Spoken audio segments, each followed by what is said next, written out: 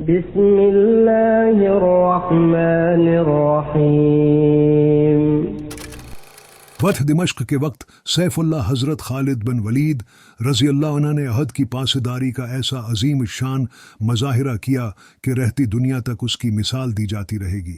خالد بن ولید رضی اللہ عنہ مجاہدین کی مٹھی بھر فوج کے ساتھ ملک شام کے دارالسلطنت دمشق کا محاصرہ کیے ہوئے تھے۔ دن پر دن گزرتے جا رہے تھے مگر قلعہ تھا کہ کسی طور فتح ہونے میں نہیں آ رہا تھا۔ خالد بن ولید رضی اللہ عنہ نے بھی فیصلہ کر لیا تھا کہ مجاہدین کو 1-2 دن کے آرام کا وقفہ دے کر وہ یا تو قلعے کے دروازے توڑنے کی کوشش کریں گے یا اس کی مضبوط دیواروں میں سرنگ لگانے کی ترکیب آزمائیں گے۔ انہیں یہ بھی یقین تھا کہ اللہ کی غیبی مدد ضرور آئے گی۔ ایسے میں رات کے اندھیرے میں ان کی فوج نے دمشق کے قلعے سے نیچے اترنے والے ایک نوجوان کو ان کے سامنے پیش کیا جس نے مسلمان ہونے کی خواہش ظاہر کی۔ اس کی یہ خواہش فوراً پوری کر دی گئی۔ اس نے دعویٰ کیا کہ وہ مجاہدین کو قلعے کے اندر پہنچا سکتا ہے۔ اس کے مطابق کل رات رومیوں پر حملے کا بہترین موقع ہے۔ ان کے مذہبی رہنما بطریق کے ہاں بیٹا پیدا ہوا ہے اور پورا دمشق جشن منا رہا ہے۔ اس جشن میں فوج سمیت سب شراب پئیں گے اور یہی ان پر فیصلہ کن وار کرنے کا موقع ہوگا۔ قلعے پر حملہ۔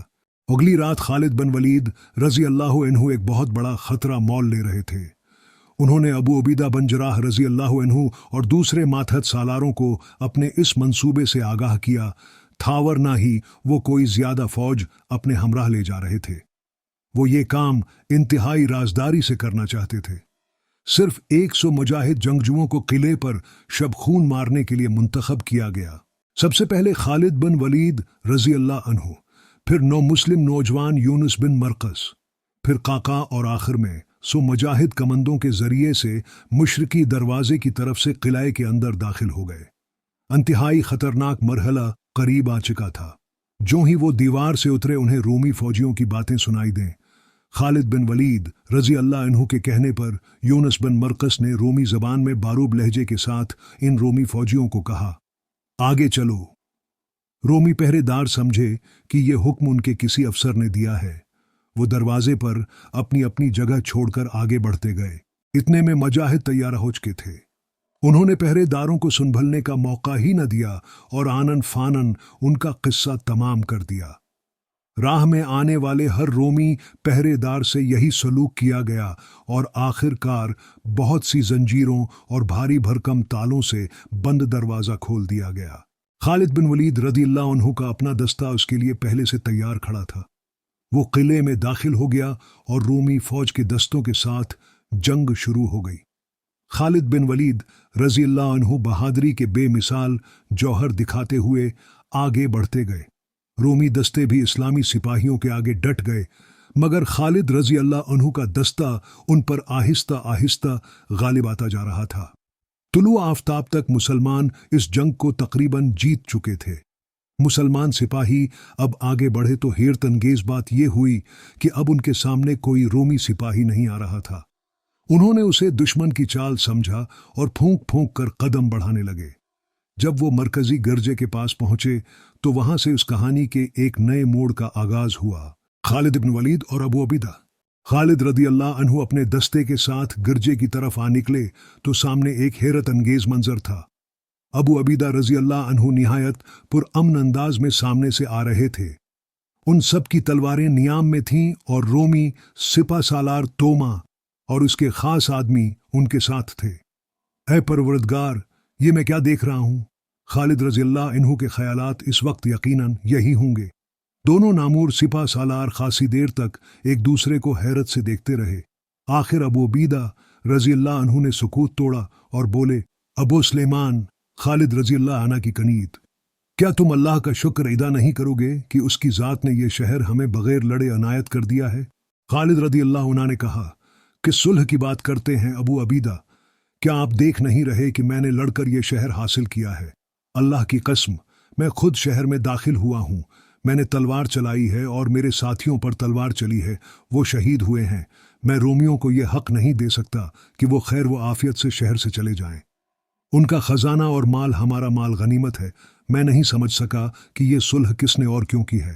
अबू उबैदा रजी अल्लाह अन्हु कहने लगे, अबू सुलेमान, मैं और मेरे दस्ते पुरअमन तरीके से किले में दाखिल हुए हैं। अगर आप मेरे फैसले को रद्द करना चाहें तो कर दें, लेकिन मैं दुश्मन से माफ़ी का वादा कर चुका हूँ। अगर ये वादा पूरा ना हुआ तो रोमी कहेंगे कि मुसलमान अपने वादों की पासदारी नहीं करते। उसकी ज़द इस्लाम ही पर पड़ेगी। खालिद बिन वलीद रजी अल्लाह अन्हु की नंगी तलवार से अभी भी खून टपक रहा था। उनके साथियों का भी यही हाल था। उनमें कई जख्मी भी थे। उन्होंने पूरा दिन लड़कर फतह हासिल की थी, मगर ये सुलह क्यों और कैसे, इस बात का कुछ भी इल्म नहीं था। फिर खालिद रजी अल्लाह अन्हु और उनके साथी सारी साजिश समझ गए। वो ये कि खालिद रजी अल्लाह अन्हु के हमले की खबर रोमियों को बर वक्त हो गई, और वो ये जान गए कि उनकी मदहोश और शराब के नशे में धत फौज मुसलमानों का मुकाबला नहीं कर सकेगी। इसीलिए उन्होंने फौरन लश्कर के दूसरे सालार अबू उबैदा रजी अल्लाह अन्हु से सुलह कर ली। अबू उबैदा रजी अल्लाह अन्हु चूंकि खालिद रजी अल्लाह अन्हु के शब खून से नावाकिफ थे और किले के तवील मुहासरे से परेशान भी थे, इसलिए उन्होंने सुलह के माहिदे पर दस्तखत कर दिए और रोमियों को अमान दे दी।